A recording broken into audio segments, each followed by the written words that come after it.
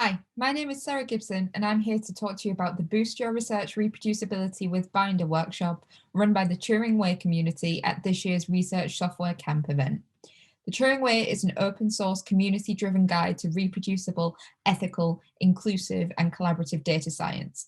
Our goal is to provide all the information that data scientists in academia, industry, government, and the third sector need at the start of their projects to ensure that they are easy to reproduce and reuse at the end.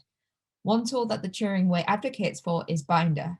A part of the Jupyter ecosystem, Binder allows the creation of custom computing environments hosting Jupyter notebooks that can be shared and used by many remote users via the cloud simply by clicking a link. During this workshop, we will discuss why computational environments are so important for making research accessible and shareable. We will also walk you through setting up your first project on Binder. So join us at the Software Sustainability Institute's Research Software Camp on March 3rd. Registration is now open.